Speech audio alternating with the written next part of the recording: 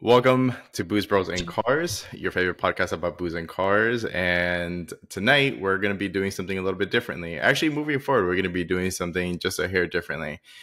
So as of right now, of course, myself, I am Eric, and we also have Carmelo here. Hey, everybody. I was just pouring my beer. Yeah, so what we're going to actually start doing from now on is obviously we're going to have our normal podcast, but we're also going to have a motorsports segment. So this is essentially what this is. So we're going to separate it, car talk and motorsports talk. So that's actually what we're going to bring you guys here tonight. So of course, as I mentioned, it's going to be myself and Carmelo, and usual stuff. We're going to talk about what we're going to be drinking tonight. So I'll go ahead and kick that off because we're going to be talking about Formula One tonight, and it was in the Mexican GP. I am going to be sipping on a little bit of Don Julio 1942 tequila. So looking forward to drinking that. Believe it or not, that bottle was actually gifted to me by my uncle and his wife. So thank you guys. I appreciate it. I'm definitely going to be enjoying that here tonight. Carmelo, what do you got for tonight? So, the way you put the spin on it of the Mexico GP, I was thinking what I'm drinking tonight would have been better after the US GP. As I cracked it open and you said that, I was like, dang, we got Vegas coming up. But anyway, so we got Hoser Brewing Company's Pie Face. Something different a friend of mine got for me. So it's a fruited ale, sour ale. Nice. It smells good. It smells like apple pie, and we'll see how it goes. Ooh, that actually does sound really good, man. Oh, I'm assuming that first sip just hit differently. It did. I'm not a big apple pie person, but it has like the spice. You take that initial sip and you get the apple pie, and then you get hit with the spice. But anyway, we'll cover the drink segment in a few. What about what about this weekend? I mean, as far as Formula One goes, obviously I'm a Max fan with the hat, but McLaren in qualifying, what an upset with Norris. I mean, just starting off there, we had, what other upsets did we have? The other upset we had was the Williams driver, Alex Albon. He qualified Q3, and then he went outside the lines. He just went outside and got his time knocked. But, and I mean, realistically, Max not taking pole, second weekend in a row. Mm-hmm. What, viewers, what do you guys think about this? I'm kind of shocked. But then he finished the race with, I think, 15 seconds, give or take.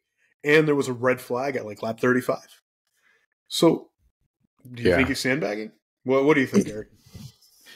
I mean, it is possible that they might be sandbagging. I know that Max kind of did mention that he won the World Championship, and Red Bull already won the Constructors Championship as well. So Red Bull really doesn't have to try too hard. The only person that I feel like really does have to drive the living piss out of that car is Checo. And huge disappointment for this weekend. Like, he was talking about wanting to win the Mexican GP, and then literally right into turn one, he crashed into Leclerc, which is super disappointing. And then he went for it, though. I mean, he did. He went for it. And I don't think he realized Max was on the other side. I don't know if you saw the driver cam of that, but it was phenomenal. Yeah.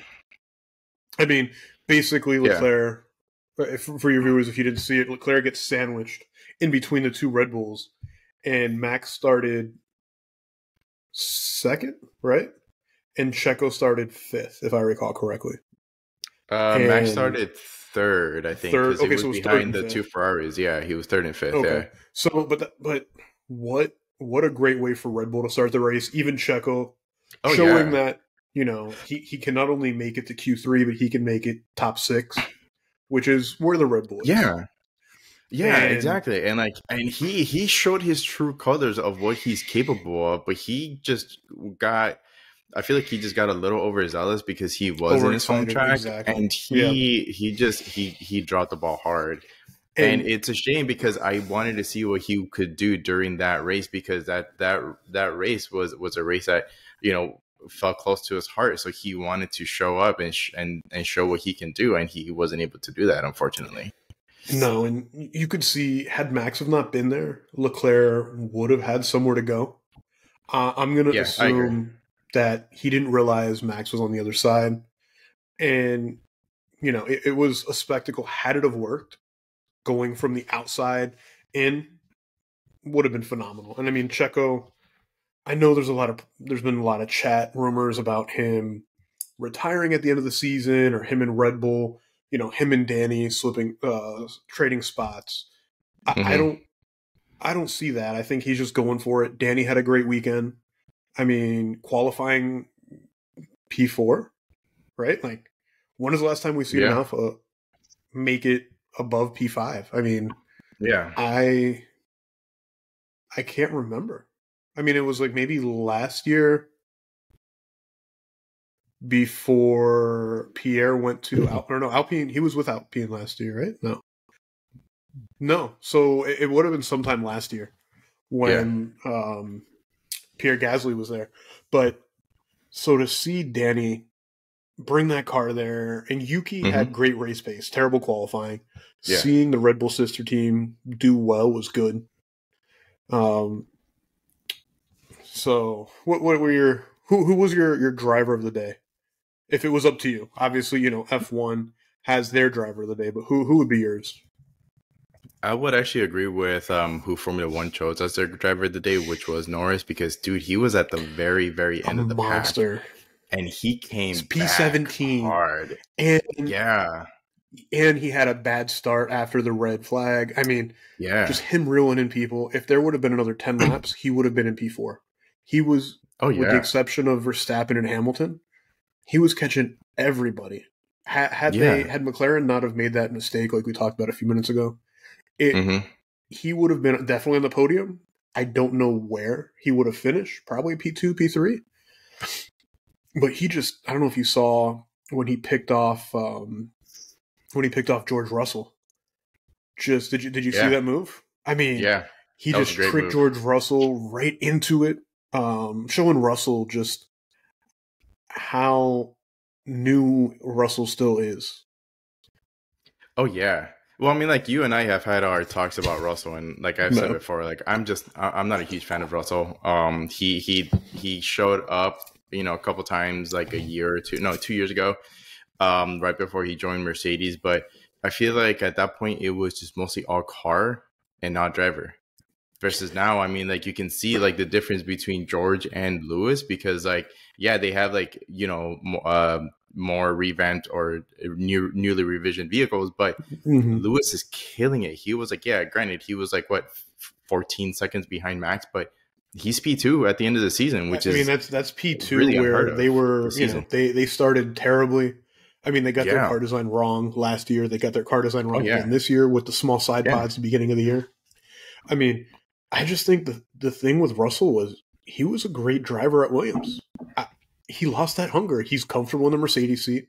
They renewed his contract. They renewed Lewis's contract. Toto loves him. Toto Wolff loves him.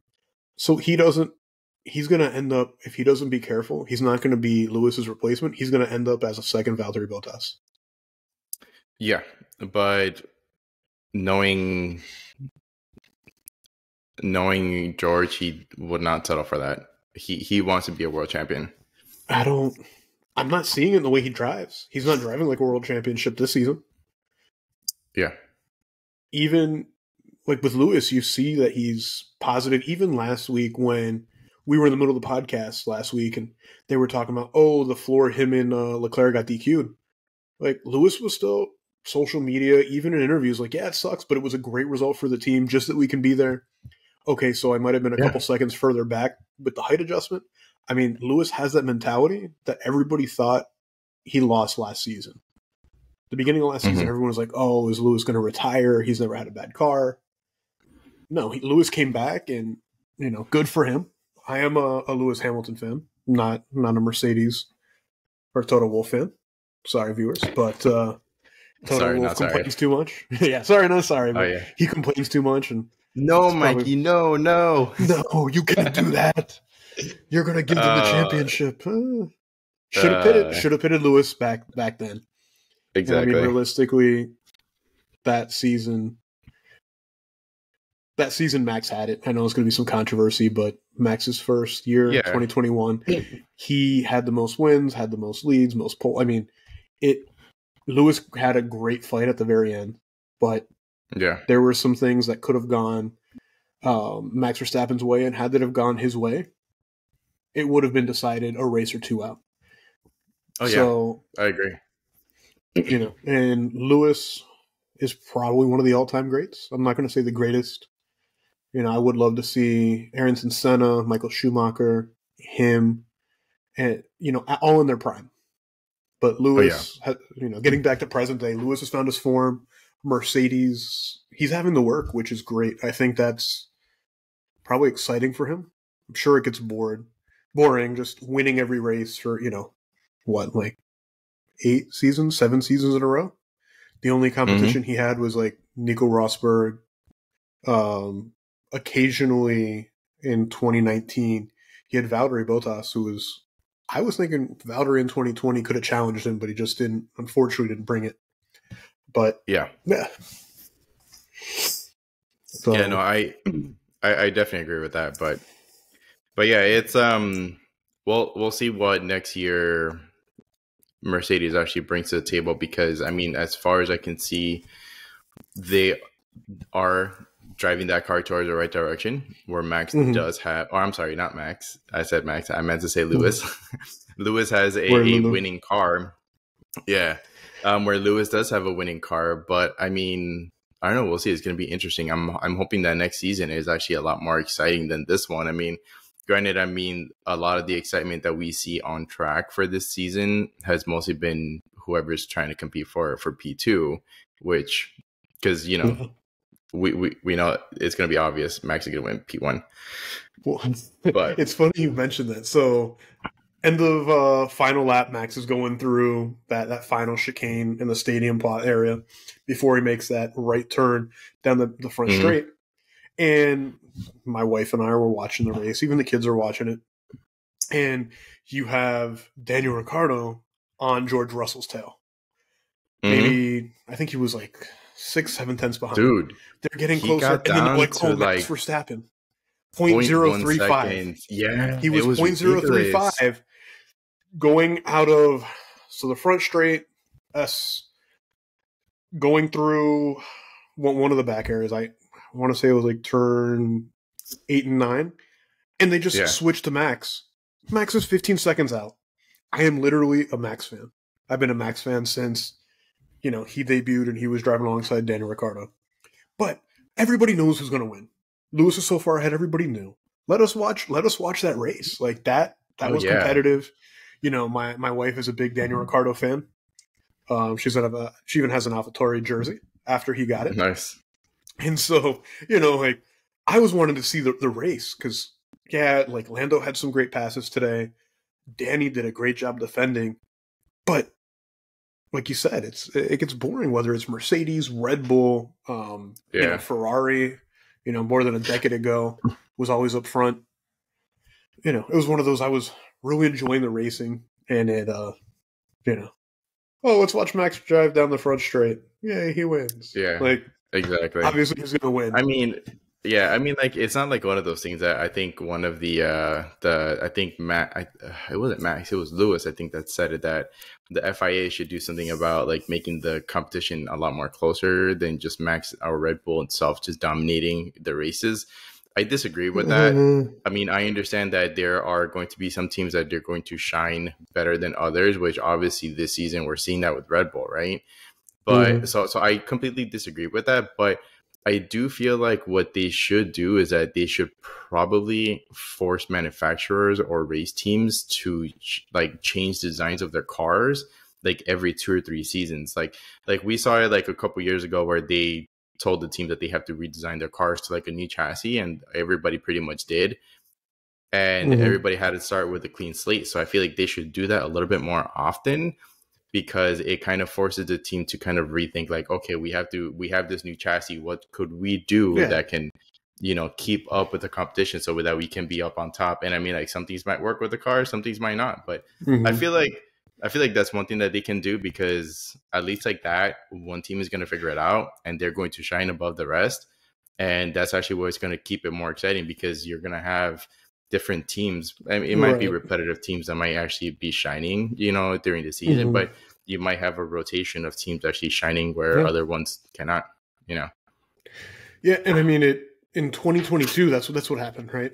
They came out with the new rules last year. They changed a lot of they changed some things in the powertrain. They changed the wheels. They changed body design. And Adrian Newey and Red Bull got it right. Mercedes got it terribly wrong. There was some others. Ferrari had it okay. But if you look at the standings last year and then you go to this year, beginning of this year, it was Red Bull, and then out of the blue comes Aston. We don't know where that came from. They had a great killer first quarter of the season, and then it seems like they just stopped. They went the wrong way. Evolution of the car, bringing out updates, and then they later, added some updates, but they're just not. They're not bringing it. Alonso, he's trying. He's still driving. He's proved he still has it. Oh yeah, and Lance is just kind of there, but they're not showing any improvement. So I'm wondering if Red Bull has already hinted at the fact, both Christian Horner and Max have been asked if they're continuing development of the current car, and Max was like, we'll see what the rest of the season has, and they've kind of hinted that the modern or the current RB is maxed out and they're working on next year's car. They've been working on next year's car for quite some time. Which is the smart thing to do. I wonder what other teams have done that. I wonder if Aston's going to do it again.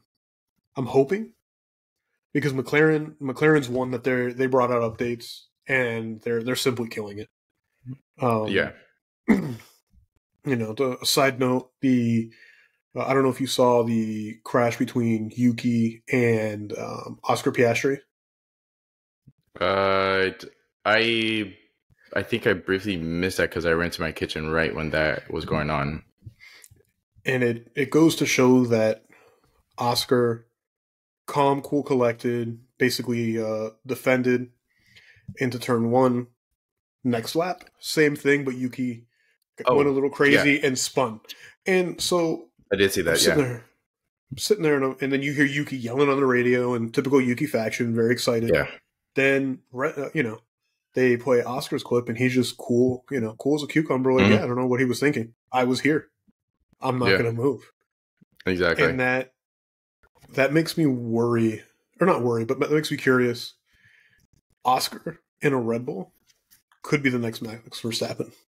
The way he drives, as new as he is, he's a lot more talented than I figured he would be, or I estimated.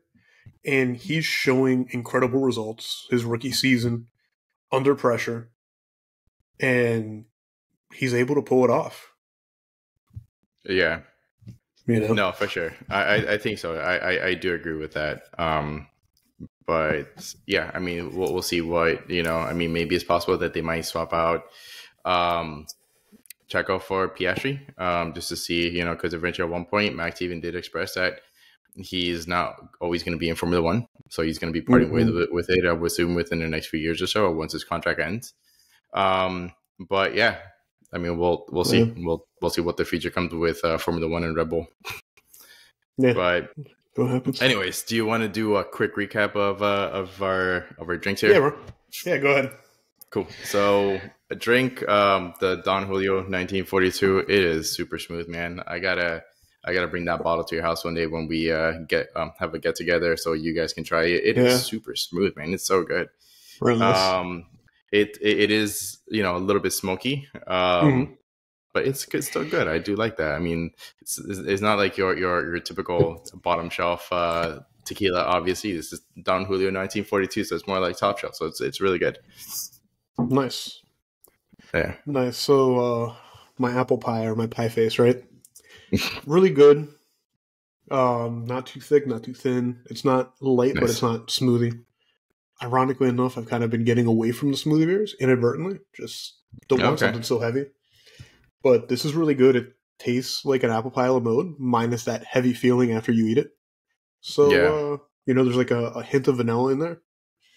And I think I froze it about half hour prior to the show, threw it in the freezer, let it get ice cold. I'm one of those, for the viewers, I'm one of those that I love ice cold beer. I can't do room temp. All my drinks got to be cold. Maybe it's Florida. I don't know. But, Eric, what are you going to say, bro? Oh, no. I was just going to say, like, that actually, that beer just sounds really good. But I actually have noticed that you have kind of been going away a little bit away towards the heavy beers or the smoothie beers, because you're right, like they do sit kind of heavy on you, I mean, like shit, like we've talked about Corporate Ladder quite a bit, and those beers do sit pretty freaking heavy, so no. But that one sounds really good. Definitely send me the details for it, because I kind of do want to try that one, because I don't know if you know this about me, but I love apple pie stuff, man. It is so freaking really? good. Yeah, I love apple pie. Okay, I'll check. I don't think I have another one, but I do have another Hoser beer. Hoser Brewing Company beer. So I'll see what that is. Mm-hmm. If not, I'll shoot the label over to you, and I'll see if I can track it down on Tavor or somewhere. Hell yeah. But, awesome. But so that's all the time here that we have here for today. Thank you guys for listening. Thank you guys for watching. Let us know in the comments, chats, if you follow us on social media, send us a DM and let us know what you think about these motorsport segments. We definitely kind of want to revamp and kind of change up a couple of things here for the podcast so that you guys enjoy, our content. But let us know what you think. And again, on that note, that's all the time that we have here for today. Cheers to booze and cars, and we'll catch you guys on the next one. Cheers.